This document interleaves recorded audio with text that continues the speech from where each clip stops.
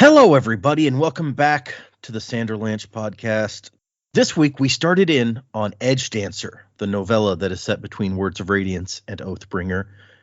We read the first 7 chapters, as well as the Roshar system essay from Arcanum Unbounded.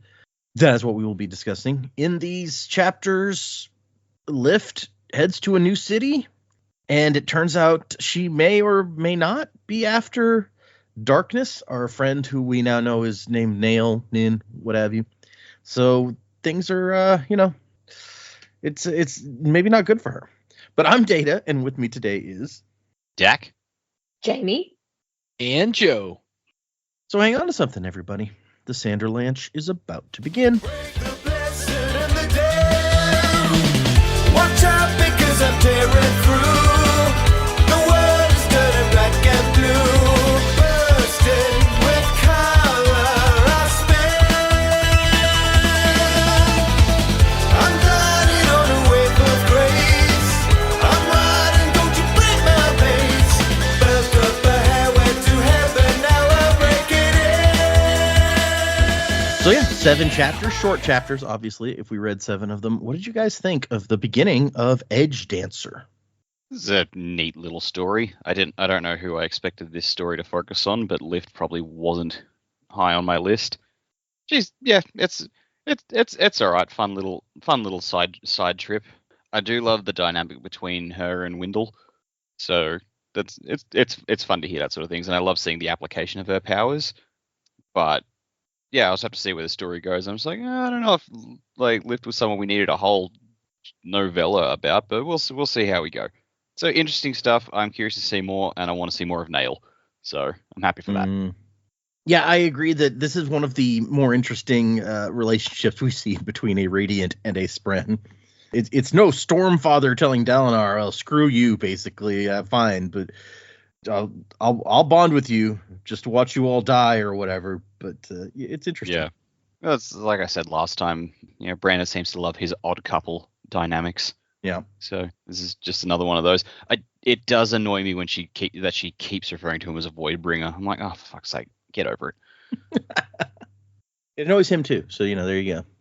Yeah, I very quickly realized remembered what I didn't love about Lift. And I remember when we read the chapters with Lift in the actual novel, she was really annoying, and then she had just some really good redeeming qualities. Mm-hmm. And I'm like, I'm just seeing the annoying. And you can kind of see when she thinks to herself, like, well, you do know what's going on. Like there is a lot of a front that you're presenting. But God, you drive me nuts. Like, I know I don't hate you, but you annoy me, So I'm hoping that we, as the next couple of weeks go, because it's another 2 episodes. Yeah, 2 more episodes. Yeah. Yep. I'm hoping we see a bit more of that redeeming quality, that really good nature that she's got, because for me, that's what made her a character that I really enjoyed. And I just feel like we didn't really get that today. But I realize it's early in the novella and it's still setting it all up. I am interested in her story. I'm sort of keen to see where that goes. I think we left that on a pretty exciting note. She's definitely, flirting with fire there. That's pretty scary. And, what exactly is her true intention? Poor Wendell, I feel like he is just left out in the dark a lot of the time. Because, we're going after him, but we're not really, but we actually are, because I'm going to draw him to me. It's like, just be honest with your Spren. Just be honest with your Spren. But I do like Wendell. He's cool.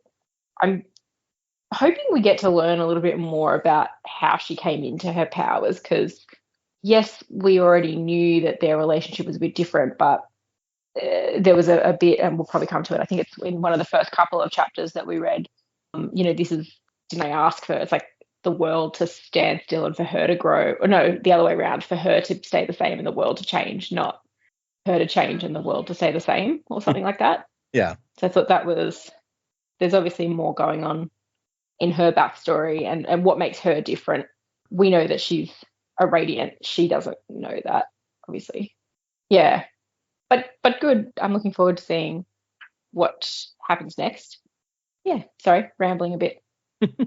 Well, and it's funny because, we had, like you said, almost the same discussion last time we saw Lift of she's a very divisive character, and some people love her and some people hate her, and you were like, yeah, I can kind of see both sides of that. So Yeah. hopefully by the end of this one, you can still see both sides, and or you know, Yeah. maybe some of us will join the camp of like, Lift, can't stand her. We shall see, I suppose. I think there's a total of 20 chapters in this novella, so not too much longer. No. Yeah, when I first opened up the Kindle app and I was reading the Roshar system essay, I was like, man, this is some really good kind of like background information that is kind of filling in a little bit of gaps for us. And so I was like, oh, this is really cool. And then the way my Kindle app page on my phone was set up, I was like, oh, I'm really enjoying all this information. And then I turned the page and it was like the end. And I was like, oh man, I feel like I didn't get as much as I wanted. But I was loving everything I did get. I just, I was like, oh no, I want more. Mm-hmm. And then I started the novella and it was Lift. And I was like, oh man, Lift. But it actually, I kind of agree with Jamie. It's like at first I was like, oh man. And then like as I was getting into it, I was like, oh, this is actually pretty interesting. Nail, obviously he's setting up to be kind of a big antagonist possibly in the coming books. So it is interesting to read this, but at the same time, since we just did the 7 chapters, I feel like we didn't get it enough for it to fully capture my interest. There's a little too much internal monologue from Lift for me that like some of it is interesting. I agree with like, she's changing and she doesn't want to change because she wants, like, she feels like, I want to stay me or whatever, but I'm changing. Which I totally get.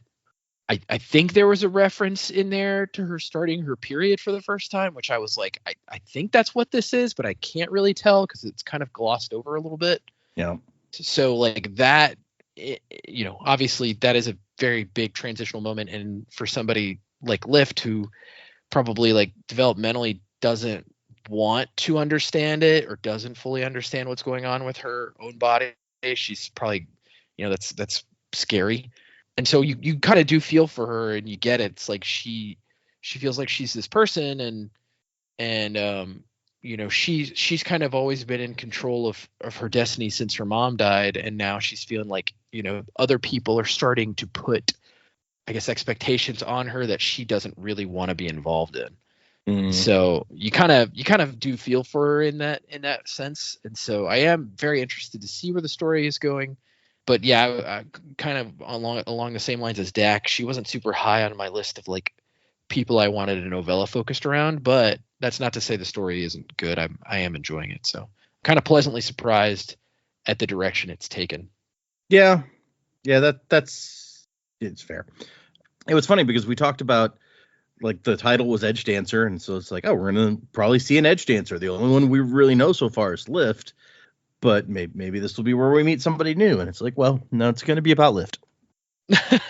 Yeah. And there also seems to be something going on with the female guard.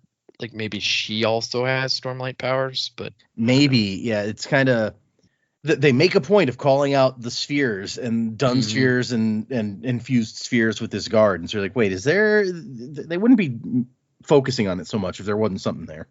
Yeah. And then Nail also was kind of inquisitive to her. Like, I see you've got some spheres with light in them. She's like, oh yeah, I need those. So we'll see if that turns out to be anything. Yep. We shall indeed. Okay, I guess let's move into these chapters, y'all. We've got first thing is the Rosharan system, and we start with the map of the solar system, which of course I always love.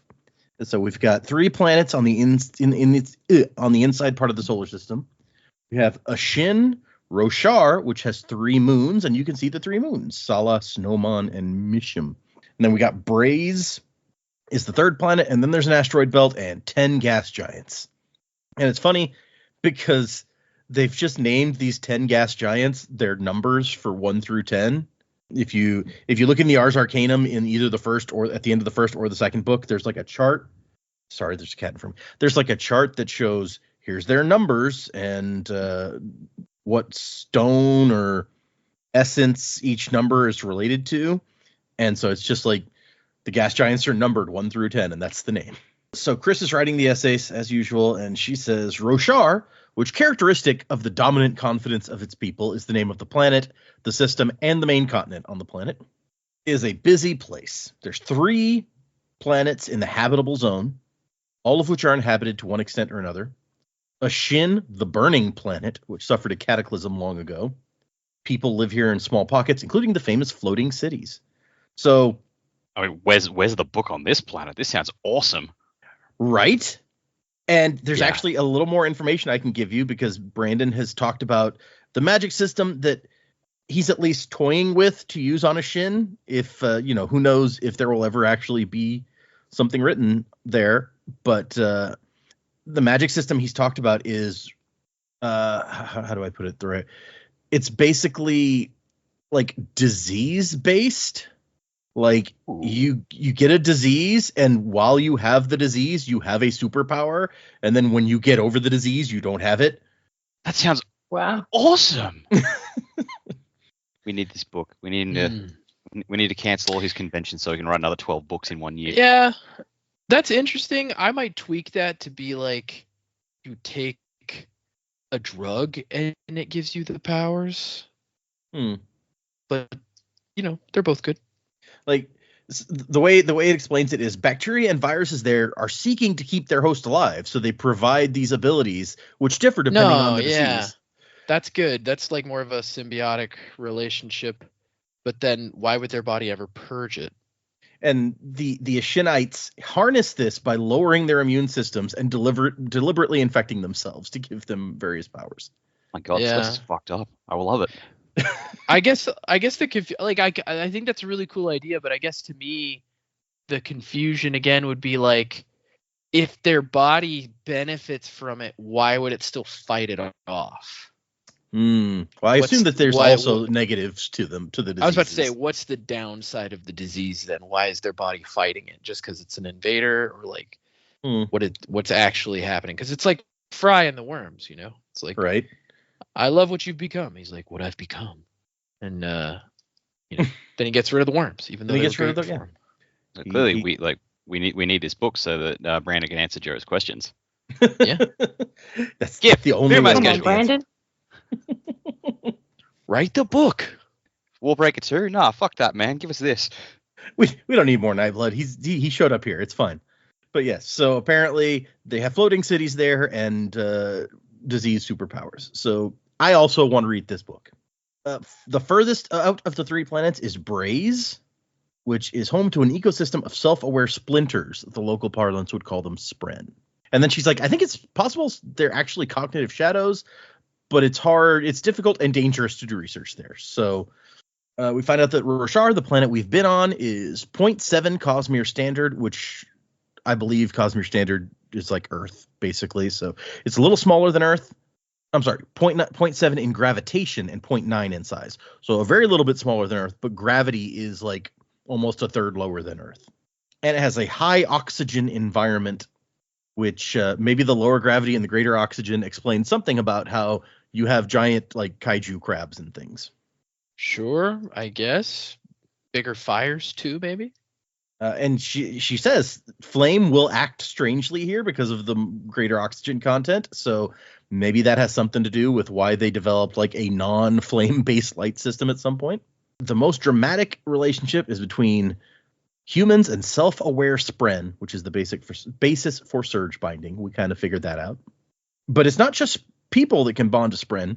Gargantuan crustaceans grow to incredible size without collapsing under their own weight. Not just because the planet has low gravity, but through symbiosis with Spren. Now that was cool. When they revealed that, I was like, oh, they're giant crabs with the Spren. That's very interesting. Like, now we have to be on the lookout for what Spren are these giant crabs bonded with. Certain animals obtain flight through similar means, which, what is the weird flying animal we've heard about? I'm thinking it's probably a sky eel. And actually, if you go back in Words of Radiance to when Shallan encounters the Chasm Fiend, she specifically notes that she sees a certain kind of Spren around the Chasm Fiend, and it's the same one that she's seen around sky eels. So that was there were some hints dropped in there about something or other. And there's even a race of equines who, through the Spren bond, have adapted to life on the planet and attained a high enough level of self-awareness to nearly be sapient. So Now that was there's- cool too. It makes sense, like why their horses are so super smart. Yeah, the Reichadium. There's an explanation for this. We're learning all sorts of stuff in this little essay. But the big thing about Roshar is it has storms, and life on Roshar has been shaped over thousands of years by these massive storms. The storms predate the arrival of honor and cultivation, as do many of the Spren, but the shards kind of change stuff so that a lot of the Spren now have risen from the friction between honor, cultivation, and odium. Speaking of odium, be aware that this system is the current habitation of odium on the physical and cognitive realms. Undoubtedly caused the splintering of devotion, dominion, honor, and perhaps others, which I think we know of at least one other for sure. And then that's where she talks about fires. Also, length of time mentioned here, use local measurements, which are different. The local foot is longer than the Cosmere standard foot. And so it's all just everything's bigger on Roshar, I think is the lesson we're picking up. So it's Texas. Like We get it. It's the Yeah, I was about to Texas say. of the Cosmere. Sorry, Jamie, what did you say? Everything's bigger, but it's all kind of the same scale. I guess kind of, except I mean there are much gianter crabs than usual and that sort of thing. Well, that's true. Yeah. So some things are out of our normal scale, but I guess and also the people tend to be very tall, like compared to others. I believe is something at least Alethi are. Alethi are taller than most other people. Mm. So then if you put them next to someone from Scadrial, Yeah, they could be quite short. put them in next to comparison. Vin and short. Yeah. Vin's fit short anyway.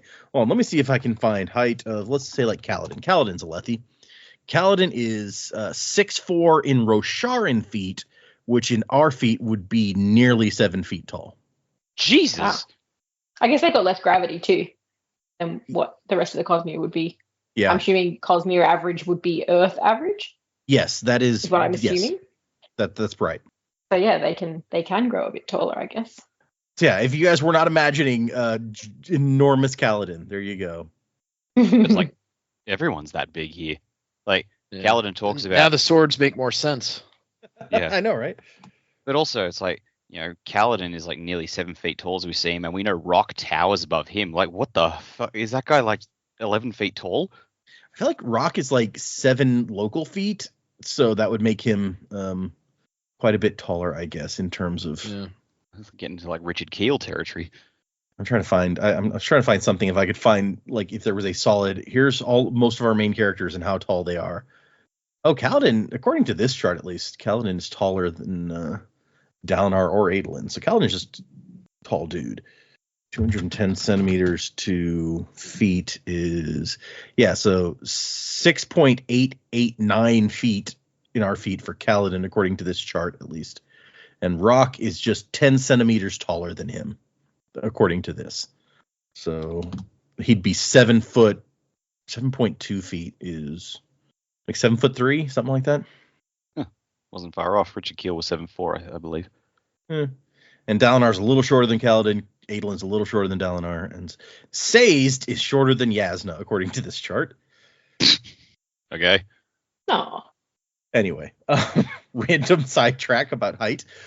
But we get into Edgedancer, which it starts out with this really cool illustration that before you've read the story, it's kind of like, what is that up there? And we find out as we get into the story, that is a city that they've carved out of the ground. That's pretty cool. Yeah, right? And like, I had to go, when she describes the city, I have to come back to this to like understand what she's saying, where it's like, it's almost like a maze, but it's also kind of spirals in towards the center. And the illustration helps a lot. So we start out with Lift. Also, I love that Lift's like chapter header is just a bunch of food. That is so appropriate.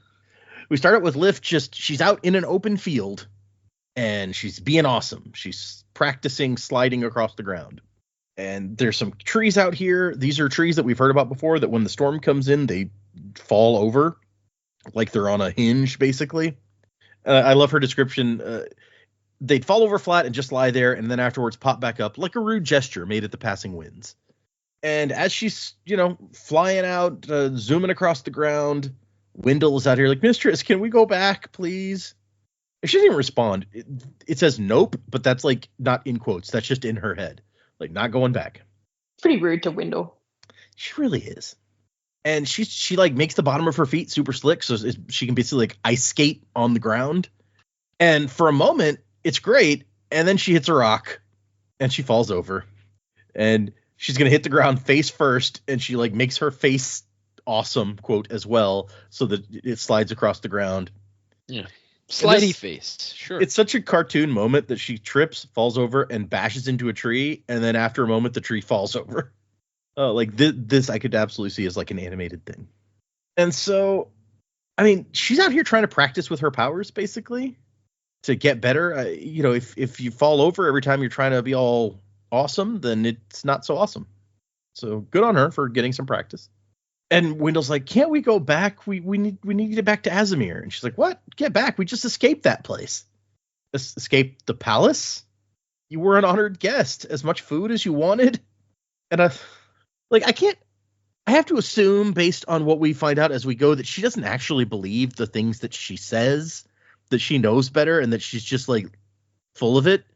But it's ridiculous. She's like, it's all lies to keep me from noticing the truth that they was going to eat me. And Wendell doesn't even know what to do with that. He's like, what? And she's thinking, this guy's not so frightening for a Voidbringer. This guy must be like the Voidbringer the other ones make fun of for wearing silly hats. Yeah. I mean, she may be like speaking in metaphors when she says eat me. It's like, because she's afraid they're going to change her and make her, like I said before, like she's going to have to live up to their expectations, right? So like in her head, she's using that metaphor of like they're basically going to eat me up and I won't be me anymore. Like I'll be gone. Like, without realizing it, she's speaking in metaphor. I like that idea better. Okay, yeah. I mean, your idea is funnier and it makes sense, but it's probably a little bit of both. And he's like, you were a guest. And she's like, but why? They were giving me too much stuff. Well, you saved the Emperor's life. Yeah, that should have been good for a few days of freeloading at most. Like, I once got a guy out of prison and he let me spend 5 whole days in his den for free and gave me a nice handkerchief. That was generous. These guys wanted something. It's the only explanation. They was going to starve and eat me. And then it really is. It's a very introspective section because all she has to talk to is Wendell. And she doesn't like to talk to Wendell that much, I feel like. So she starts thinking about like all the stuff. They were giving her nice clothes and shoes and food. And then they're like, hey, wouldn't you like to learn to read? And it had started to consume her. If she'd stayed, how long would it have been before she wasn't Lift anymore? So yeah, there you go. But it basically says that this is a metaphor. How long until she'd been gobbled up and another girl left in her place? I'm not as smart as I thought. It said it right there on the page. And she tries to use her powers again and only gets a few feet before falling again. And she's like, stupid awesomeness, stupid ground. How am I supposed to stay standing up when my feet feel like they've been coated in oil? And if you remember back in her previous appearance, she doesn't glide around on her feet. She like gets on her knees and like scoots around the ground. And she's like, maybe I should just go back to that. That's way easier. Like a crab. But she remembers that Darkness told her that they were elegant things, the Edgedancers. They could ride the thinnest rope, dance across rooftops. And she's like, I want to do that. And she tries again. She hits another tree. The tree falls over and a couple more fall over just in case. Trees down. Yes, exactly. And she says she left the Emperor a note. I said, what, you learned to write? No, I ate his dinner. Right out from under the tray cover while they was preparing to bring it to him. He'll know what that means. And Wendell's like, I don't think he will.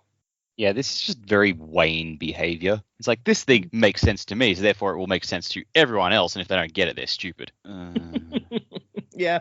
And eventually she kind of runs out of light, so she can't do it anymore, and her stomach's all rumbly.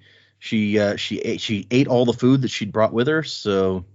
And then we find out a little more about Wendell, who's he's upset. He's like, I should be gardening right now. I had the most magnificent chairs. What, chairs? Yeah. I collected the souls of chairs in Shadesmar and cultivated them. Grew them into grand crystals. And she's like, wait, you garden chairs? Yeah, like, what else would I garden? Plants? What What? No, I'm not a pedestrian gardener. I'm an artist. I was planning an entire exhibition of sofas. Sorry, go ahead. A plant, gardening plants, it's just weird. You got to pick something else, I guess. That's a good point. Although most furniture is made from plants, so I mean, tomato, you know what I mean? Except for leather. Take you that know. one. Take that one. Where's he getting cows in Shadesmar? I mean, he's getting the souls of the chairs, so I guess whatever the chair's made out of, honestly, he's not using the... No, Cognitive Cow. That's my new band name. That's a good one. The Ring chose me for this atrocious duty. So apparently there's an organization called The Ring that is in charge of something. No, I thought he meant the One Ring. I thought we were crossing over. I mean, it could be. That would be a hell of a surprise. And then here's towards the end of the chapter is the part where Wendell's like, is this about what happened to you? I don't know a lot about humans, but I think it's natural. I mean, you aren't wounded.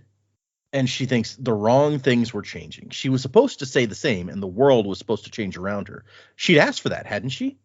Had she been lied to? So yeah, I agree that's what I took from that, Joe. But obviously, it's left a little bit vague. Yeah, I mean, it makes sense based on the information we're given. Right. Poor Lift. She's dealing with all of these things alone, and is she says that she asked to not change. And things are changing. And she's like, what the hell? That's not what's supposed to happen. Yeah, it's very Joey. It's like, no, everyone else but me, God, why? And we find out that she's going to a city called Yedah. Yedah? I don't know how you'd say that.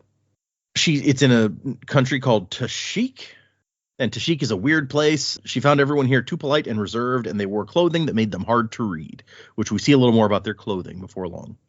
But everyone said you had to see Yedah. It's the closest thing you're going to see to Sesemelex Dar. And that place had been a war zone for like 1 billion years, so she wasn't going to see that. Man, these places don't mean anything to me. And so apparently what happened is, like, the Azir have some shard blades, but they don't use them in war. They don't do a lot of war. They hire them out to people for various things, such as making mines or cutting up rocks. And so the people of this country hired out the shard blades to cut giant grooves in the ground to build their city in. And she's like, that seems real practical to me, like using the royal throne as a stool to reach something on a high shelf. They really shouldn't have yelled at me for that. Okay, that one made me laugh. Yeah. And so just like the whole city is built in trenches, and there's not like wall or gates or anything, but there's like guard towers around the edge. And there's also a big line of people waiting to get in. And Wendell's like, holy crap, how'd they cut so much rock away? And lifts his shard blades, and he's like, oh, those. Yeah, those. And Lift's like, I should probably get me one, huh? And this is all very comedic for us since we now know what shard blades are. And Wendell's like, I don't know about that. It's like, I'm a gardener, damn it, not a sword. And from the way he acts, she's like, hey, you know something about shard blades, don't you? Out with it. Tell me. He's like, no, I can't. You got to discover it on your own. That's what I'm doing. I'm discovering it from you. Tell me or I'll bite you. You're a vine, right? I eat plants. Sometimes. I love the sometimes addition. Like, if there's nothing else. And eventually she's like, no, I'm going to torture you by biting you until you tell me what I want to know. And he's like, you know what? Nah, I don't think you got it in you. And she thinks, you know what? Respect. Good on him for having a backbone, or the plant equivalent of a backbone. Back bark? Whatever. Wow. That was a real punny joke there. And he says that I'm a gardener, not a soldier. I will not have you hitting people with me. She's like, why would I hit anyone with you? He's like, crap, I said too much. Yeah, it makes sense to us. Doesn't make sense to her yet. Yep.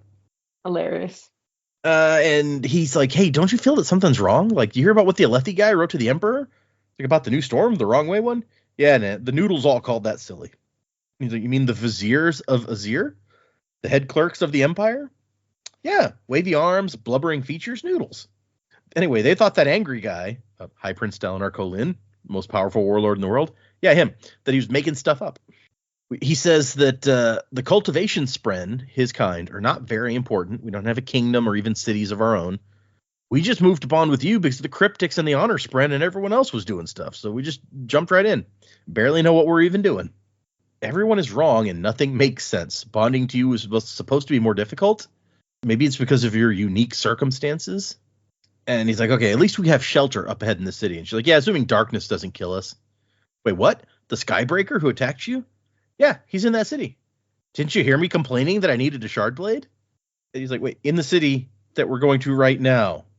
Yeah, the Noodles have people watching for reports of him. He's like, is that why you came here, chasing that guy? No, of course not. That'd be stupid. Then why are we here?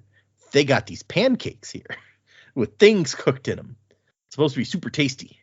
They eat them during the weeping. 10 varieties, and I'm going to steal one of each. So we need to keep track and see if Lift manages to get all 10 pancakes. The ultimate heist. She had the Sunday pancake, whatever that is. Yep. Darkness wanted to stop her from using her powers. He's been seen other places.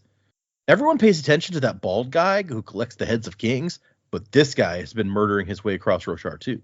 Little people, quiet people. And hey, now they're teamed up. Yeah, I know. No one else knows that as far as we know, but yeah, that's serious shit. Yeah.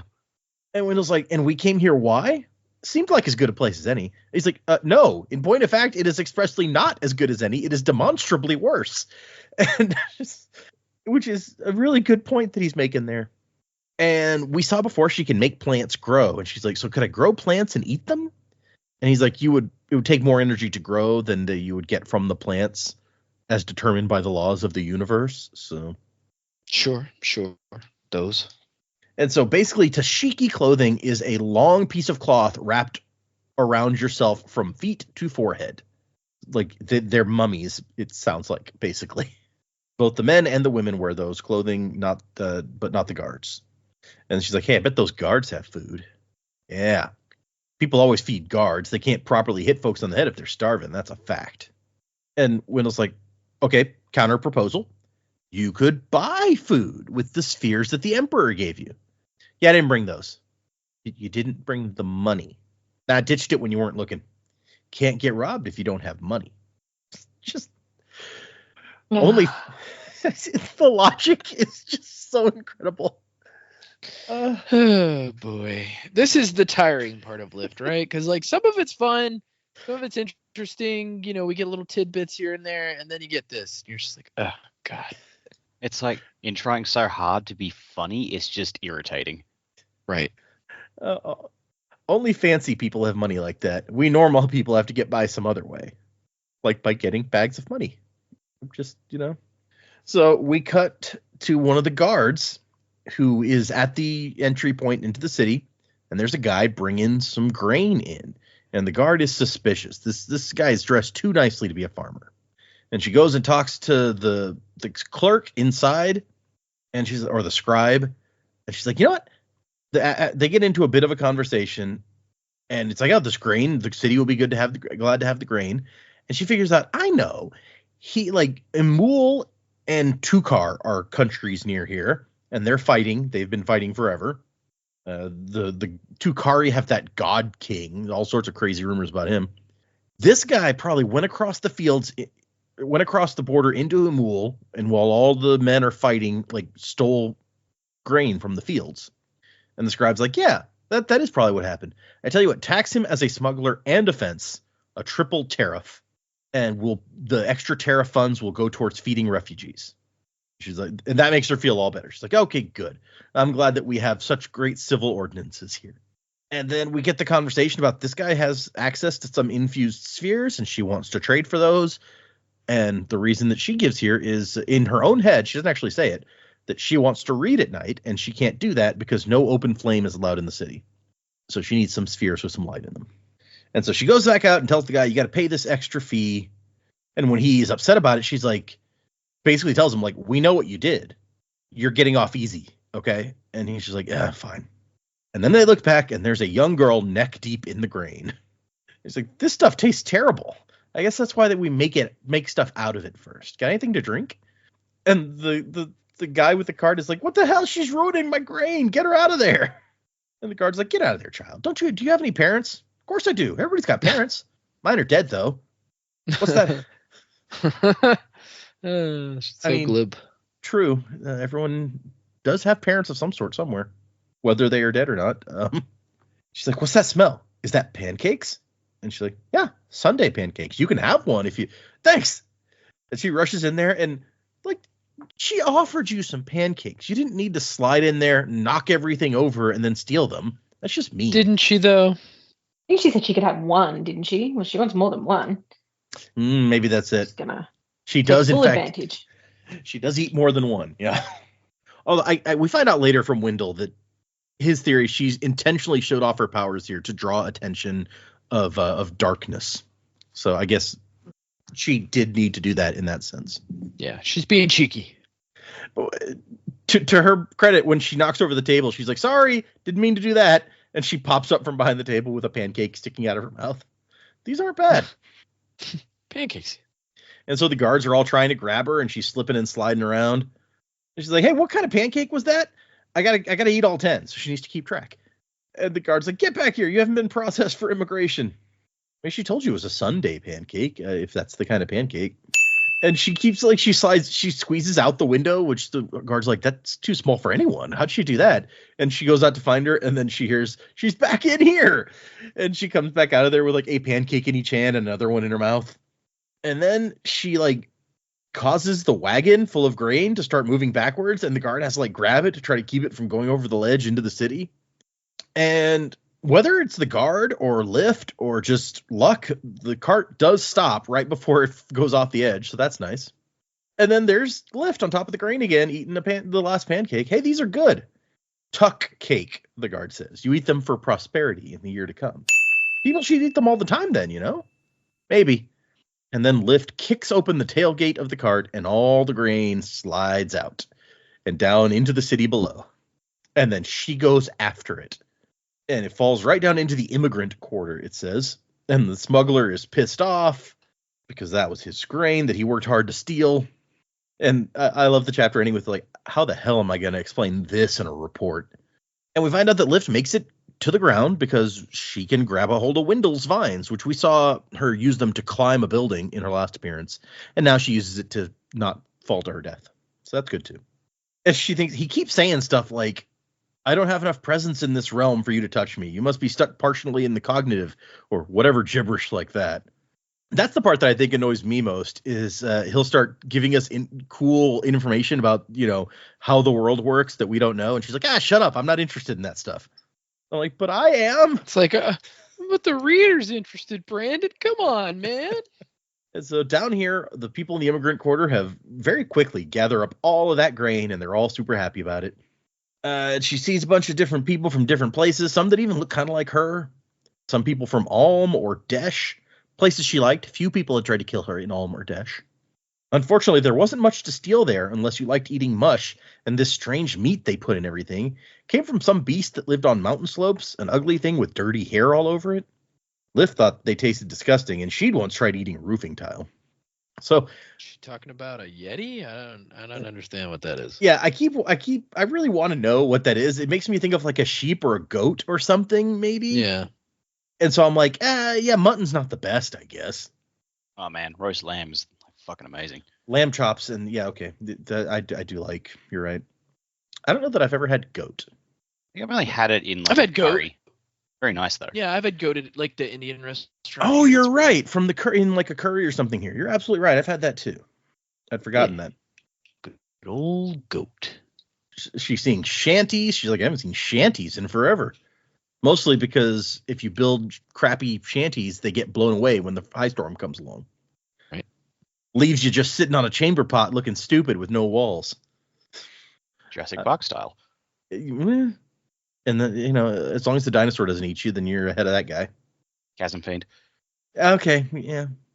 Just don't build your shanty near chasms. It's fine. And apparently they build everything here up on like stilts, kind of. All the buildings inside these trenches or whatever. So to give the water place to go when the storm comes. And she's like, I think the water should still wash this place away.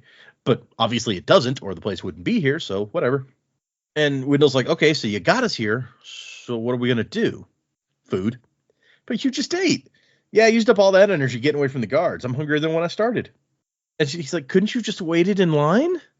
Wouldn't have gotten any food that way. I can't believe this. I cannot believe my existence. I was a gardener, respected. Now everywhere I go, people look at us as if we're going to pick their pockets. And she's She's like, yeah, I don't think those wrap things have pockets. Those baskets, though. And then we get an interesting little paragraph about how they considered bonding him to this nice cobbler man instead, who took care of children. I could live happily, quietly, helping him make shoes. Nah, that guy died. Sorry. Yeah, that wouldn't have worked out. We met that guy. Dale would have found. And she's like, but hey, isn't there like a war coming or something? And he's like, shoes are good for war. You think Radiants are going to fight barefoot? We could have made them shoes. Wonderful shoes. And she's like, that sounds boring. And he's like, oh, you are going to slam me into people, aren't you? I'm going to be a weapon. Like, what are you even talking about? I suppose I need to get you to say the words, don't I? That's my job. Oh, this is miserable. This poor Wendell, so put upon. And then it turns out that she stole a little book from the guard, hoping to trade it for food or money or something. And Wendell, she can't read, but Wendell can. And he's like, yeah, this is basically a log of like when she comes on duty, when she goes off duty. Probably no one will be interested in trading you anything for this. And she's like, she's all frustrated about it. Stupid books. It just tosses it over her shoulder. And it hits a woman carrying a basket of yarn. And a guard's like, hey, did you just assault that woman? Barely. And the guard starts coming at her, and Wendell's like, run. Just such a random end to a chapter.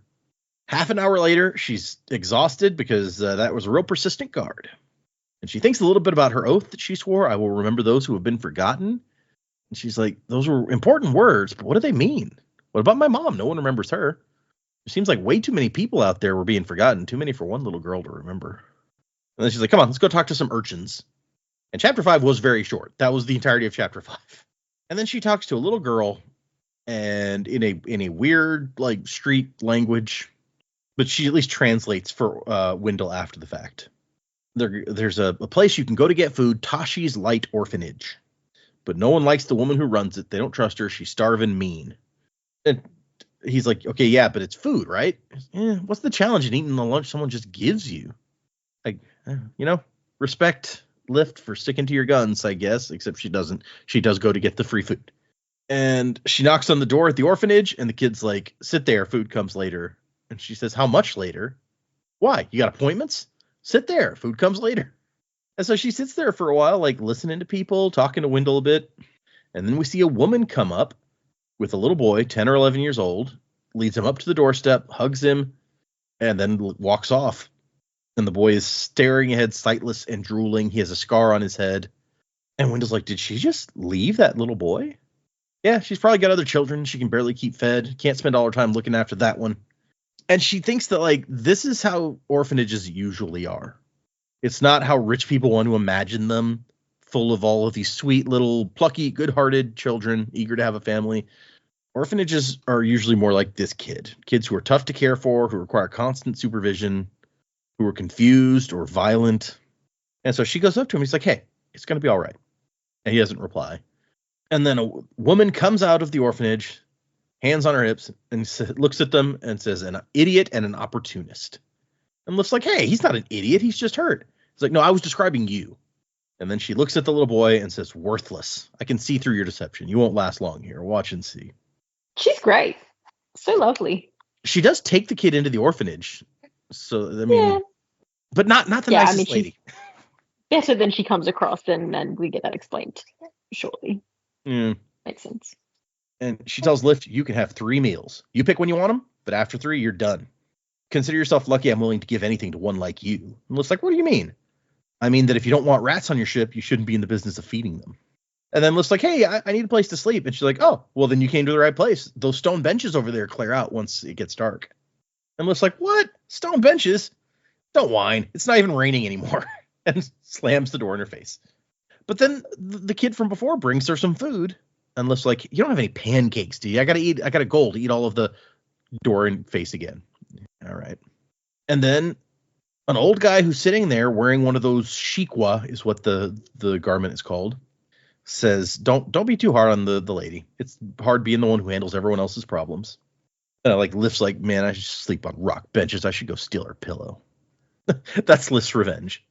And we find out that this lady is called the Stump. Awesome name. Love it. No notes. Because she won't be blown by any storm. I'll agree with you. It's a fun name. And she has a business of trading spheres. If you find someone who will trade with her, she will reward you handsomely. And then this guy wants Lift to answer a question. What body part do you feel the most like?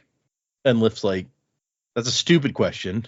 If anything, I'm a nose because I'm filled with all kind of weird crud and you never know what's going to fall out. And the guy's like, oh, interesting. She goes, that wasn't meant to be helpful.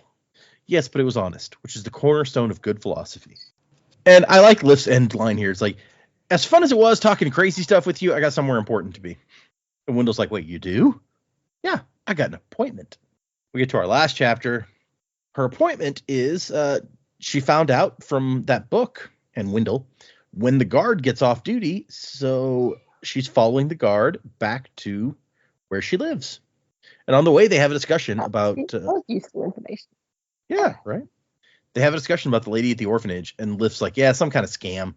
She's probably laundering money for criminals or like trying to guilt people into giving her donations. Anytime you can make someone else feel something, you've got power over them. And Wendell's like, I guess?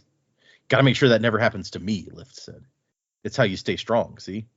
So yeah, just don't feel anything ever. It's all good. And so they follow the guard back to her house, and they they stake out a good spot to watch from where Lift can lay down in some like branches or vines or something like that. The farmers here grew these pods in little slits of stone just under a foot wide, and the vines bunch up there. That way they get wedged, the pods get wedged in and don't fly free in storms. So it's all part of the plan. And she tells Wendell, you don't need sleep, right? I'm going to go to sleep. You let me know if the captain leaves or if anyone else shows up. And eventually, when the sun is just coming up, he does wake her up. And he's like, I don't know how you did it, but Darkness himself just walked in there. You did come to the city chasing him. And she's like, yeah, pure coincidence. Like, why is she so resistant to admit it? Yeah, she just doesn't want to admit it. And he's like, no, it's not. You showed your powers off to that guard captain knowing she'd write a report and knowing that it would get his attention. He's like, I can't search the whole city for one man. I needed him to come to me. And she says, he kills people. He murders people that don't seem connected. The viziers are confused, but I'm not. He's hunting someone in this city, someone with powers, someone like me. So it seems like Lift has maybe come here to protect someone who can't necessarily protect themselves, which actually sounds more like a Kaladin thing than a Lift thing, but... Lift does surprise us. Yeah. And she has him make some vines so she can climb down and listen to what's going on. And Darkness is Nail. We know his name. She doesn't. He's in there quizzing the guard captain on exactly what happened. He is a special operative of the prince, a title she's never heard of before. And he says, it is an ancient but rarely used designation. Explain to me what this child did. And she gives him an explanation and says the big crime was when she dumped all that grain on the city.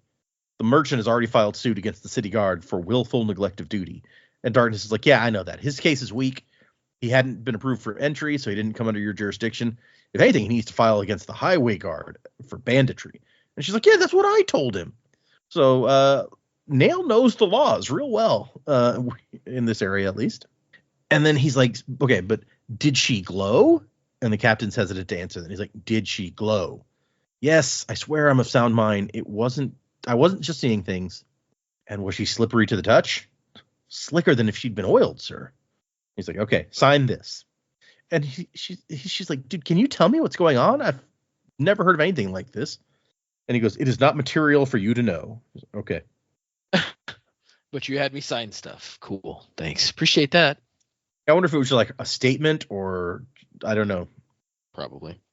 And then as he's walking out, he sees the infused spheres. And he's like, oh, lucky to have that these days. And she's traded for them. And he's like, and you have some done ones on the wall over here. Yeah, they ran out weeks ago. Is this relevant? No. Remember your orders, Captain. And the chapter ends with Darkness leaving. And Wendell's like, okay, we found him. Now what? And Lift says, now we follow him. And that's the end. So we've had a very interesting start. And it is so weird to me that she resists for so long, admitting to Wendell, who only she can talk to and see. It's not like he's going to tell anyone else. Well, she thinks he's an evil Voidbringer, so maybe. But she's like, doesn't want to admit why she's here until it's completely obvious. What do you guys, predicaments? What do you guys think? Where are we going? now that we've seen Lift experience or seen what Lift is here for, I should say. Legitimately, I have no idea. I don't know what to expect from this. I wasn't expecting to see Lift again at all. So now we have a story involving her. I'm like, okay, what are you even doing? Because she's like what we saw of her before. She always struck me as a, almost Aladdin-ish at the start of the movie. It's like, just live one day at a time, do what you got to do to survive, and keep on moving. She's not exactly a planner. So like, all right, well, she has a plan. That doesn't seem like her from what little we know. So I'm rambling. I don't know what to expect. I don't know what she's up to. I look forward to her running into Nail again, because I feel, okay, they're going to have to bump into each other at the end of the story now that we know he's there. Maybe they could throw us all for a loop, and he tries to recruit her into the Skybreakers or something, rather than try and kill her. He's like, all right, you know what? You could be useful. I don't know how likely that is, but that's the only thing I've really got to make an assumption of. So there's your volcano. That would be unexpected after what we saw last time. I could go for that. Yeah, I also like a bit of a rug pull. It would be. I also like your picture of Lift as Aladdin. I hadn't considered that before, but that totally does fit. Him like running around singing One Jump or whatever at the beginning of the movie. Absolutely. That feels very Lift. Yeah. Well, I guess she's really more of the monkey because she's got the bad attitude. So Windle is Aladdin. Interesting. Monkey's Aladdin, obsessed with food. It's true, but Aladdin, I don't ever feel like had that whole like, oh man, I'm so put upon. Maybe a little bit because of the whole street rat thing, but I mean, he had a whole reprise of the song where he's talking about he wants to do better. That's true. Riff raff, street rat, I don't buy that. Yeah. If only they'd look closer. Except they, in this case, is Lift herself. It's a real bummer. Yeah. Okay, fair enough. I want to find fan art of Lift as Aladdin now. Sure. But it exists. No, Lift is the monkey. Lift can can wear Lift a Boo's as hat a and Boo. vest combo. Yeah. And Windle can be Aladdin. Windle has a tiny vest and hat himself. I mean, yeah, both the Aladdin and the monkey have the fez and the vest. There's not that big. The only difference is Aladdin has pants. True. So yeah, Lift gets no pants and no, Windle gets Lift pants. He's an underage girl. We're not right, going not down having pants. No. That's no good. Yeah. Okay. No, that's not good. Dax said it, not me. Come at him, not Joe, is what Joe's trying to say. Yeah. I don't jive with that. What do I think is going to happen? I think you're right. We've got to have some sort of confrontation with Nail, and I feel like it could either go two ways. Lift could become part of the story, like eventually sort of work her way into the mainstream book eventually, as a Radiant, or she could actually give us some context to things that have either happened or are about to happen, and maybe not make it out of this book. Like Dax said, we weren't expecting to see Lift again. I wasn't expecting to see her again necessarily, but we've got to learn something from her character, or she's going to have to do something pretty major at some point. The thing that I'm stuck on with Lift is, why is she different? Like, why is there part of this cognitive, like, is she stuck in the cognitive realm or something, like whatever's going on? How is she different? Because if Wendell is still a spren who did she ask for a boon? And this was like the curse that sort of came along with it, which could then give us some context or information surrounding Dalinar. Bit of relevance there or something, but I don't know how it's going to play out yet. So she's not going to take out darkness with the storyline with Seth and all that sort of stuff. He's going to have to make it out. So my bet is it's not looking particularly good for Lift for the rest of the novella, and maybe we won't ever see her again, which would be sad. Would be sad for some people for sure. I mean, if you guys end up hating her by the end of the novella, then maybe you're like, Eh. yeah, I'm okay with it now.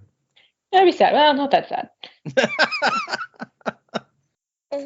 Yeah, okay. These are some interesting possibilities I like. And I like how you basically, it's like, could go really well for her. Maybe she becomes main character. Maybe she ends up dead. Who knows? So you Yeah, cover like- a couple of bases. Yeah, I mean, because we know we're going to have more Radiance show up. Yep. I'm interested to see how Wendell's going to get her to say the words, because on some level she can pick up on things really well, but yet she refuses to listen to the source that's right in front of her. Or maybe she knows what to do, she just won't. Mm, And maybe we see someone refuse to become the Radiant. She's got her awesomeness, and that's all she needs. I don't also know. like, yeah, I know. I also like the idea that you had about, like, did she ask for a boon? Are we going to maybe get some more insight into how that whole thing works? Because we've heard a couple, I mean, Dalinar, but also a couple of interludes where people talk about it, but it's this Mm. weird, mysterious thing. Yeah. Yeah, I want to learn more about that for sure. The old magic. It's old. It's magical, you know. Yeah, that's all there is to it. Yep. Yeah, like, Cool, what more move do you on. need, really? Yeah. What do you want? Yeah, I kind of like what Jamie was saying. I kind of agree that it could go one of two ways. My ideas were a little bit different. I think I think this is low possibility, which is why I'm going to say it first. But he nails recruiting people, for his whole deal. I doubt he'll recruit her, this really low on the possibility list for me, because he seems to be killing people who are attached to Spren, as opposed to, a guy like Seth who is just using an honor blade, right? So, like, I don't know that he would recruit people with actual Spren to assist him, but it's a possibility. She's basically fooled him once. Shame on him, right? Or shame on her, rather. But it's possible, that he could recognize the weird talent and be like, that's something that nobody else has. Nobody else can use Stormlight from eating, right? Because if you think about it that way, if she had if she worked in tandem with somebody who could transmute things into food, she could just have unlimited sources of Stormlight just by continuously eating. Now, that may not be super efficient time-wise, right? Because being able to suck in a lot of Stormlight really quick is probably faster than eating.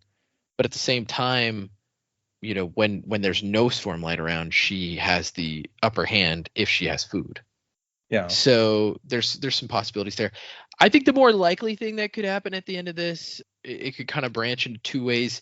Either, she gets the best of him in some way and, like, is able to basically get something from him or get something over on him that is an advantage to her, and she rides off into the sunset.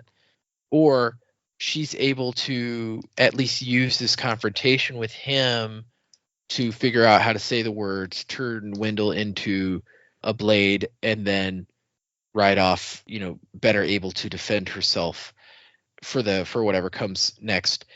And I agree with Jamie that, she might even become a main character, maybe not in the next book, or maybe not even the next two books, maybe in the fifth book she joins, like, the main group of protagonists and is able to, like, be a part of it, right? Because they're, she's technically a Radiant, and so that might be something that this novella is eventually setting up for. Or, better yet, she may show up in the very next book, since you were having us read this, which I know, you probably had us read this here just because it happens right after. It seemingly might happen right after Words of Radiance, right after the events of Words of Radiance. So it would be a good time to read it.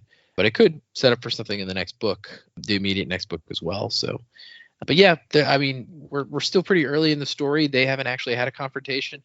Lift is being very vague about what her actual goal is, and so we're just kind of have to go on the ride. But there's some definitely some cool possibilities for what could happen.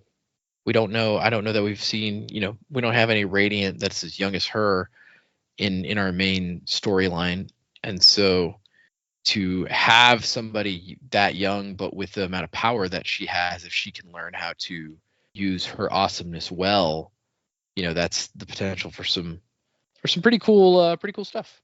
Yeah, I think the guard thinks that she's like 10 or 11 here, so I think she may Right. be. I think we may have found that she was a little bit older than that, like she's 13 or something. 12 maybe. Yeah. Yeah, but you're right. We definitely don't have anybody else that we've seen that comes close to that age that has these powers. So that's that could definitely add a different, especially if you end up with lots of kind of like preteens or young teenagers getting powers. Like that adds a whole new question of like, are we sending these people off to fight in a war? Like Right. what the hell? Yeah, because I mean her skills.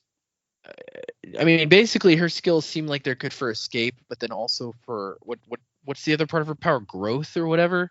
Yeah, And growth so- slash regrowth because she healed Yeah. the kid in that last thing. Right. So somebody with her ability, you almost have like a white mage,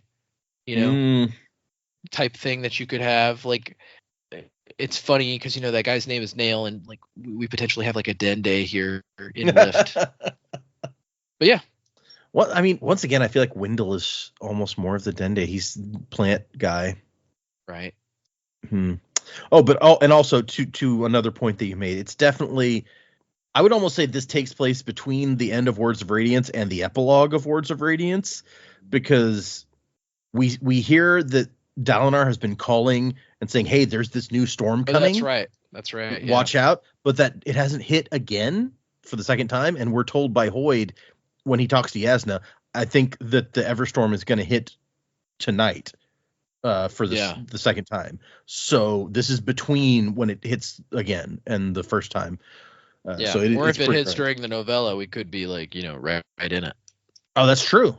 Yeah, that's a good point. So it is definitely right in that time period, which is interesting because when we saw Nail revive Seth, he was like, let's go to Shinovar. But he's not in Shinovar. Yeah. Although he seems to get around pretty quick. So Yeah. I don't know. You're not wrong. Well, and technically, I think this place, if you looked at the map, would be on the way from where they were to Shinovar. But he's definitely stopped here for something or other. He was getting around fast when he could lash the sky and all that, but now he presumably doesn't have that ability anymore. So Oh, you don't think so? I assumed that ability came with the blade. Yeah, we were told that the Honor Blades is where they got like these magic powers. So it's a good point. So if he's got Nightblood, presumably he's back to walking. Mm-hmm. Yep. Vasher did a lot of walking. Yeah. It's true. Yep. Okay. Well, the several short chapters that are all dedicated to this one kind of new story didn't give you guys all that much to work with, but I think you guys got some interesting possibilities in there. Let's move into, let's do some emails, but we also have, I think, the most new patrons we've ever had, presumably because the last episode came out and I was like, hey, if you want to hear the live read, go join the Patreon. So we got a bunch of new patrons, and Joe, your list is going to be needed. Oh boy. Will they be annoyed if we just release it to everyone straight up, or are you just going to release it to Patreon? Well, early? I released it on Patreon early, and that's what I said in the previous episode was like, it'll be on Patreon early, and then in the next week or two is when it will come out for everybody. So everyone knew. All right, let me bring up some emails for us. The first one is from Philip, and Philip says, finally caught up. Hello, 2JD. I begun my Sanderson journey last year at the end of June. My sister recommended Mistborn to me, and when I liked it, she showed me the Cosmere and your podcast. I managed to overtake her in both reading and listening because she has a full-time job, and I have a special talent called neglecting my school responsibilities. Funny little detail for you. When you started Words of Radiance, I did not know who Brandon Sanderson is, and now I've read every Cosmere book except for half of Wind and Truth, and I've caught up to your podcast. I truly pity you guys. I absolutely could not manage what you do, although I think your way of reading has a nice side effect. That is, that you're not really influenced by seasonal emotions while reading. I myself read Well of Ascension in about a day and a half and loved the book, but after listening to your podcast, I realized some of the mistakes it has and was surprised that it was my favorite of the trilogy. When I remember back, I just finished all my responsibilities for the semester and probably was just happy by default. So that might have influenced me in some way. I wanted to write a long email after I catch up, so I have a notepad and stuff I want to comment on. So I'm sorry if this is a long email. And about some mistakes, as I'm from the Czech Republic and spelling is my weakest link in English. First of all, want to send you pictures of my sad-eyed dog, Amy. So hold on, I got to share dog pictures with you guys. So here is Amy. Very cute pupper. Aww. Oh, Very sweet. cute dog. I would have loved to send my 2 parrots too, but my grandma took turns in killing them, sadly. Wow. Oh, wow. What? That's a bummer. We went on vacation and gave them to my grandma. She let one escape into the wild, and then we had another vacation, and we left the other one with my second grandma, and she accidentally forgot it outside in a cage when a storm struck. The bird tried to escape so hard, it killed itself. Now I'm sad-eyed. Yeah, right? Yeah. After reading Sanderson, I'm a little worried one of them is Tonk Fa with a light weaving, so I will tread carefully. I'm sad, poor birds. Secondly, I was really surprised when you said Dak and Data are not your real names. I just thought Dak's parents wanted to be extra, but also wanted a Doug, and that Data's parents really like Data from Star Trek. Also, I'm sorry, Jamie, but every time your name is said, I think of Jamie Tart from Ted Lasso and his funny accent, so at least you make me laugh. I've never watched Ted Lasso, so... It's good. I've never seen it. Yeah. Yeah, it's good. I like it. Thirdly, is that a word? Yeah? Is that a word? Maybe. It should be if it's not. There you go. I wanted to talk about name pronunciation. Being from the Czech Republic, our language is beautiful in a way that we have a set pronunciation rules. So when I see a word, I instantly know how to pronounce it. So I use it on names too, except for obviously English sounding names like Wayne and Breeze, for example. I'm not going to explain the rules, but I will spell your names in Czech based on how they are pronounced in English, and maybe you will understand better. So Data is... Oh, have fun with this, Data. It is Data, D-E-J-T-A. Joe is D, and then Z with the mark over it, and then O-U. Okay. Dak is D-A-K. And then Jamie... Fucking D-A-K. Right? Jamie is D, and then that Z with the mark over it again. E-J-M-I, but the I doesn't have a dot. It has a little, like, what do you call that? Umlaut? No, it's not an umlaut. It's like, it looks like an apostrophe, I guess, instead of a dot on the I. So that is interesting. Accent mark, I That's think. cool. Is There's a what those are spelling of called. Jamie I've never had. So So you completely threw me off with your pronunciation of Marasai, whatever. But I found myself pronouncing it the same as you after listening.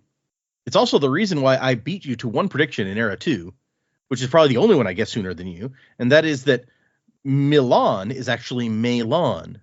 I guessed it because Milan is a male name here, and I know an old grumpy dude who's named Milan, so it bothered me so much I stopped reading and then realized a bit later.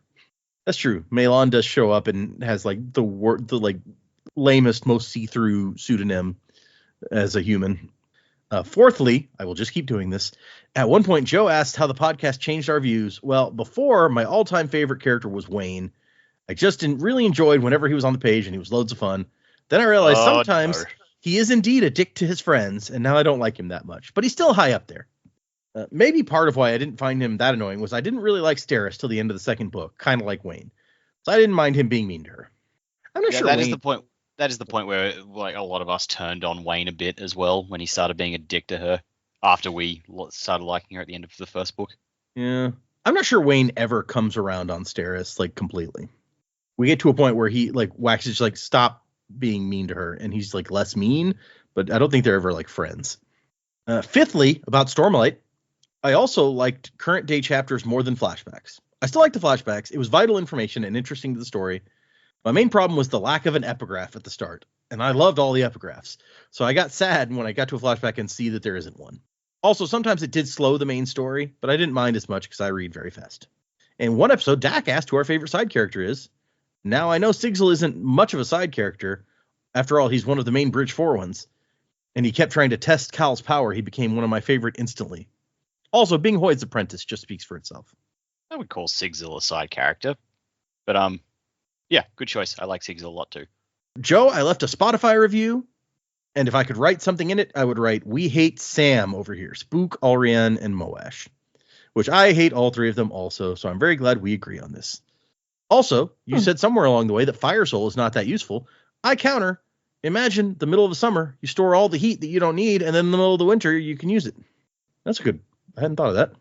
So if someday you hear the name Fidlip, pronounced like Philip with a D in the middle, on Patreon one day, even though you give powers randomly. Please remember your biggest Czech fan who hates extreme temperatures. Right. And he does include a picture of his 5-star Patreon review. Or not Patreon, sorry. Spot. Yeah. There's not a warmth type of misting power, right? I mean, tin makes you feel stuff more, so it would make the harsh weather even worse on you. I don't know if that would be nice. No, probably don't want that. Storing senses and all that good stuff. Why don't we go with a smoker? I think smokers are cool. Okay. Buzzing with the burn? Also, there's something in here that I've considered telling you, but it's a slight spoiler, so I'm going to skip over that. Sorry, Philip. It's about a video game that you like and how it relates to some future book. Ooh. Specifically to Joe, in case that was unclear. Lastly, I absolutely love Possum Hunters, but my all-time favorite is when you started talking like Bane. I was walking down the street and laughed so hard an old couple looked at me like I was crazy. Oh, I didn't even... I've done a Bane a few times. I don't remember when that started, but... I think you and Dak did like a Bane back and forth one time, I think was... That sounds familiar. Yeah. Also, I know I can't know the future book, but what video game? Can I know that? No. Okay. When we get there, we will definitely talk about it. But I feel like putting it even in your head is potentially gonna let you like sniff out a spoiler in some way. Wow. Ooh. And then Philip wrote again a little bit later because the first email came in like February 17th. This one's been sitting for a while. And noted like sometimes you guys forget stuff through the podcast, and I keep telling myself, how could these people forget? I heard it like a week ago, and then I remember it was like half a year for you. It feels really bizarre listening to so many years in such little time. Yeah, that's something that amazes me too. Is sometimes every once in a while Theta will bring up something that we've talked about in the past, and I'm like, I have no memory of that. Like, it's just not. When we're sitting here and we're doing the show and we're discussing the book, really my brain moves on, and like I almost make it akin to like this is not a none of the bits. If we do a bit, it's pretty off the cuff here. We don't write material for the show when we do the podcast. Like that's not something that we do. It's all scripted, 100% scripted. Right. It's probably pretty clear that it's not scripted. I mean, if me and Dak start doing some jokey thing, it's usually improvised. I may have thought of something funny before the show when I was reading the book, but half the time I forget that thing by the time we're recording the show. But anyway, my point in that is like I think of it as akin to like acting on a show for like a long time, right? You talk to these actors that did TV shows years and years ago, and it's like you're a fan of it, or you watch the show and you like the show, and if you ask them a question about a specific episode, they'd be like, I don't know, man, I don't know. That was a week of my life that I spent on that one episode, and then I moved on and that episode was over. Like, I don't remember that, sorry. And you have some actors that are actually super into the projects that they've done, but like I think a really famous one that sticks out in my head is like Gillian Anderson. She has these people that are huge fans of the X-Files, and she's just like I got to be honest, that was kind of just a paycheck for me. Like I don't really remember most of making that show. Not that this is a paycheck for me. I don't get paid for this. But anyway. Obviously, I remember every detail clearly. And if I ever do remember more, it's probably because after we record the episode, I then have to re-listen to it sometimes more than once to get it fully edited. So that's very different. Data's doing the most. Meanwhile, we live it while we record it, and then it's done. I know Dak and Jamie every once in a while listen to some old episodes, right? Yeah, Not so much these days. You're like, we have a life now. Ouch! Anybody who listens to our show. Well, I mean, they've already heard it also. First time. We've already lived it. Yeah. Yeah. And then they sent us a couple questions. Who do you predict will have flashbacks in books 3 through 5? We talked about book 3 last time. Who you guys thought? No. Let's see. Book 4 is Rhythm of War, and book 5 is Wind and Truth. If that helps you guys try to predict who might have flashbacks. I guess that would really just depend on who's still alive. Like if all our main characters are still alive, we have a big pool to choose from. Okay, I'm going to step in for 1 second there because Actually, Brandon told us, I don't remember if it was around when book 2 was published. He told us here's going to be the perspective characters with flashbacks for like all 10 books. He didn't tell us which one was with which book, but he was like, here are the characters who are going to end up getting flashbacks. Oh. We now know that not every character, having flashbacks from your perspective in a future book does not mean that you will stay alive until that book. Right. Okay. It's something that we now know. Ooh, do I hear Gavilar flashbacks? So yeah, just a note. That could be cool. Dead silence from Data. I'm not going to deign to respond to that. Are you crazy? So yeah, and any guesses? Rhythm of War, Wind and Truth? I sort of thought Rhythm of War maybe was like Parshendi flashback. So maybe Eshonai, if she was still alive. But because Rhythm. Yeah. That. Yeah, that's true. kind of really all I had. Okay, I mean that's a good thought. Eshonai would make sense. Yeah. Even if she's not still alive, like Data said, we might still have flashbacks. True. Yeah. I'm pretty sure she's still alive. We haven't seen the body, you know. Yeah. Plus, it was like till it got eaten by a giant crab. Oh, could be R'laine also. Yeah. R'laine could be cool. Mm-hmm. The night King Gavilar died, R'laine was somewhere else. The night King Gavilar died, I was a child in my hometown. Okay, let's see. Second, adding a bit of context, when I talked to my sister about Stormlight, I said The Way of Kings is my least favorite, and she said, what, you don't like it? And I explained, no, I loved it, I just love the other ones more. So do you have any Cosmere books that you actually dislike? Not like me, but like legit did not like it. I don't think so from your reactions, but I was wondering. I have to say, thinking back on it, there are some nice moments, and obviously there's a lot of story progression that's necessary for the trilogy as a whole, but I'm still not a big fan of Well of Ascension. Too much politicking for me in that book. And then the ending was kind of meh. Didn't love it. Okay. Anybody else? Warbreaker. Sure. Like, plenty of good things about it and plenty of good ideas, but yeah, just like on the whole, I'm just like, just reading through it, I'm just like, this is taking a while to get going, and then when it does get going, it cuts off halfway through. And it's like, I get that, that's where Brandon wanted it to end, but for me, it was not a satisfying ending to the story. True. Yeah, I don't think anyone. I don't think anyone who listened to our coverage of that will be surprised by it. Oh yeah, I've brought that up many times. I'm like a broken record. I think that was shaping up to be like my favorite book that we had read, and then it was so abrupt in how it ended, and I was just like, what?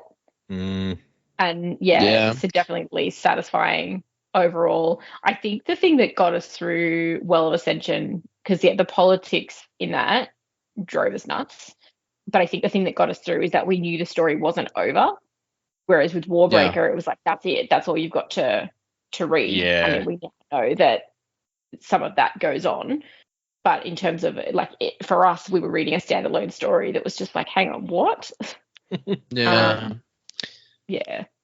That's fair. Warbreaker was and Warbreaker had some really cool characters in it too, so it was kind of a bummer how quickly it just kind of was like, okay, we're done. Yeah, like I think like all the books that have had negatives about them, like that we've like haven't liked as much as the others, they've still got good things about them, but on the whole, it's just like, I don't really know. I do remember when we were reading Warbreaker, and I was thinking, like, I didn't dislike Elantris, but it definitely was a step down from the Mistborn trilogy. But reading Warbreaker, I was looking back and appreciating Elantris a lot more. But I probably have to reread Elantris again. It's like, is that just biased because of Warbreaker and not Elantris on its own terms? Yeah. Elantris, to me at least, was kind of a solid. Like, it didn't feel. I don't remember it being super abrupt, right? We kind of had a solid like mounting crisis and then climax and then falling action. Yeah, like with Elantris. Elantris was paced pretty well. Yeah. Aside from because he had to keep going through that triad of characters, chapter setup, and every so often chapter that was just like dude, we really didn't need this. Nothing like this gave us nothing. But aside from that, like the way the plot unfolded, the mysteries were revealed, and the climax Yeah. played out. Like structurally, it was really good. Yeah. The only weird side detour I feel like in that book was like the weird ritualistic king sacrifice stuff. I was like, oh, that's weird. That was that was. Other than that, Oh, we were not ready for that. no, was not ready. Interesting. Yeah, I doubt anyone listening could disagree that they would have liked more to that ending. It is still like one of the favorites among a lot of fans. So I don't know that they would go that far as to agree with that.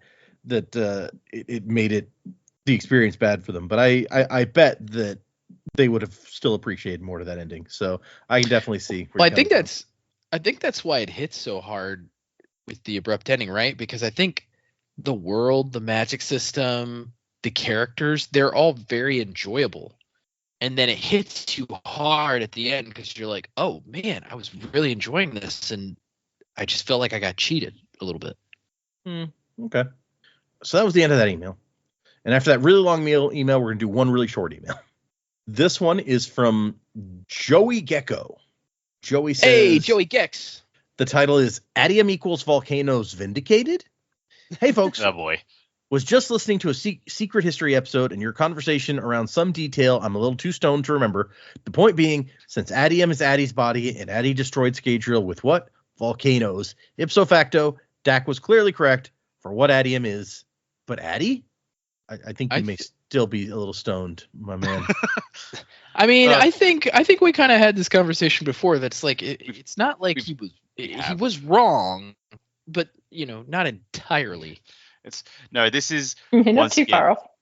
This is the fans trying to take like something very silly I said early on in the show before we had any clue what was going on, and they're trying to make me feel better about how silly it was. And it's like, no, it's okay. In a roundabout way, you were correct. Like, people, I love that you guys are looking out for me and trying to make me not feel like an idiot with these sorts of things. But it's okay. It was a dumb thing for me to say then. It's okay to look back and just go, it was just dumb. You don't have to try and make me feel better about it. We've embraced it as a show, Fair. You know what, Joey Kex, we're glad to hear from you, though. Yeah. No, Keep gecking. again, Maybe stop again, smoking. I appreciate that you're all looking out for me. I do. Okay, Keep gecking. Are we just going to let that go? I was just going to move on. Yep. Keep gecking. Slow down on the smoking. Oh gosh. Okay, let's move on to new patrons because we got a bunch of them. I appreciate you guys wanting to join the Patreon to hear the live read, even though you knew it was coming out for free. You jumped on the train. You guys are awesome. I hope you're enjoying all of the other audio clips of me rambling all alone for the most part. And of course the Possum Hunters are still out there. So, Sure. Let's start the list here. We got Banjo Bob. Banjo Bob, you're a subsumer. You store energy. Okay. Enjoy that, Bob. Bob used to always email us at the start, didn't he? I remember that. Yes. Yep. I think it was in the Discord too. The next one is Amigo Cat. Amigo Cat, you're an archivist. You store memories. Archivist is one that I always feel like I would enjoy personally. Yeah, that's cool. Being able to just like pull something out and be like, oh yeah, this is that thing. You could read a whole book and just like pull it back up whenever you want. On the other hand, I like keeping all the trivia in my brains, and then not having access to it would bother me. I would like have the book stored in one of my minds, and then I'd be like, well, let me go ahead and read the book also, so I still have some of that stuff in my head. Good reason to reread. Also, I mean, imagine that if like your favorite books you could reread for the first time because you stored the knowledge of them away in one of your. Oh man, don't get me started. The next one is Matthew. Matthew, you're a steel runner. You store that physical speed. Nice. Oh, these were all at the ska level, by the way. I didn't mention that. So thank you, Banjo Bob, Amigo Cat, Matthew, for ska level backing. The next one is at the Misting level, Fell Knight. Fell Knight, you're a pinnacle. You store determination. That's you can be determined in your fellness. But sure. I assume that in this definition, it's not like fell as in you fell down, but it's like like a intimidating. You're fell. Like terribly evil, I think, is another definition of fell. Terribly evil. There you go. So I assume that's what we're going for here, and you're not like, I'm a knight who tripped and on a rock and fell over. Yeah. I mean, a lot of evil guys are really determined, you know. It's true. Our next skull level backer is Steven. Steven, you're a gasper. You store breath. Nice. Gasping away. And then we have it also at skull level, Eric. Eric, you're a brute. You store physical strength. Eric is a tough guy. Got it. Again, at the skull level is Fromenza. Fromenza, you are a skimmer. You store physical weight like our good friend Wax. Nice. And then finally, also at the skull level, Cullen. Cullen, you're a wind whisper. You store senses. So I think that was like 7 or 8 new people this week. Thank you all. Nice. You guys are awesome. We appreciate you. If someone would like to send us an email like the email folks did, the address is thesanderlanche@gmail.com. Find us on Instagram and Blue Sky, and you can find us on Patreon like all of these folks did. And if you check out the Patreon, you can hear such amazing things as the Words of Radiance chapter 88 section live read. If that hasn't come out publicly by the time this episode does, you can also hear me reacting as I'm reading Wind and Truth, live reactions. Me reading new books is most of what's on our Patreon at the moment. Every once in a while, there's something else. There's some possum hunters. There was what I called the cutting room floor, which was the 20 minutes composed entirely of the stuff that was cut out of an episode, which was mostly ums. Oh boy. But yeah, if you want to hear that, enjoy that also. So yeah, check out our Patreon for such great episodes as 20 minutes of people going Why would you? Really earning our Patreon money there. Yeah.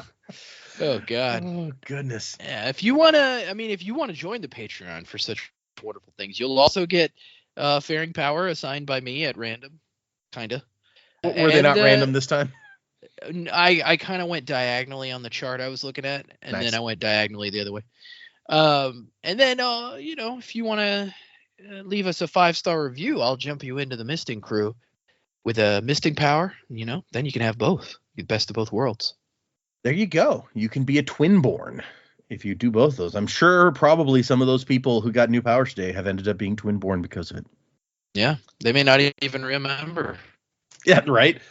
If you think you might have left a review at some point, go back and listen to every single episode, and I bet you're in there somewhere. Yeah, give us another download. Why not? Oh my gosh, that was the most weird robot-y sound that you've had. Like, give us another Really? view. Why not? Took like 20 seconds to get through. Give us another download. Why not? Exterminate. We driving back the other day from Lubbock past a gas station called Dalek, and I was like, really? I must have read that wrong. And then my wife's like, no, I think that every time I pass it, but no, that's what it's called. Dalek. All right. So yes, thank you, patrons. Thank you, people emailing in, people in the Discord. Thank you, everyone who just shows up and listens every week. We appreciate you guys. I forgot to tell you, since we're not doing episode titles, which chapters we're doing for next time. We're doing another 7 chapters, so 8 through 14 for next time. So if you're following along with us, 7 more chapters. Music by Miracle of Sound, and Wasing to the Time of Next. Well, music by Miracle of Sound. What is the song for this new story? That's a great question. That's a good question. And I haven't decided yet. It's gonna come during the edit that I'm gonna pick this one. I've narrowed it down to I think 3, and I need to sit down. And what I usually do at that point is I will listen to a song, pick what section I would make, and then so I'll pick like a 30-second segment out of each of the 3 that I'm thinking about, and then I'll sit there and listen to those 3 and go, of these small segments, which one fits best? And that's usually how I get there. So yeah, I don't know. And it's funny because I meant to mention that usually up front I'm like, and our new song for this week was this one, but yeah, I don't know. We will see. Maybe during the edit I will pop back in here and be like, here's the name of that song. Here, I'll give myself a second to do it. Audience, if I did it, here it is. Nope, didn't do it. There you go. So hopefully you now know what song it was. You know better than we do at this point, so enjoy. What a great song choice, Data. Thanks. Wow, I can't believe that's what you chose. It's so out of this world. Wasing to the time of next, y'all. P.S. Fasher, Crabs Ahoy. You forgot Colo. Colo. Crabs Ahoy, Colo. Colo Crabs Ahoy? That's we need to start mixing it up now. Yeah, just like What's a Colo crab? Yeah. Wasing to the time of Vasher. next. Crabs Ahoy to the time of next, Colo Vasher. P.S. Crab Shot. To heaven, now I'm breaking in.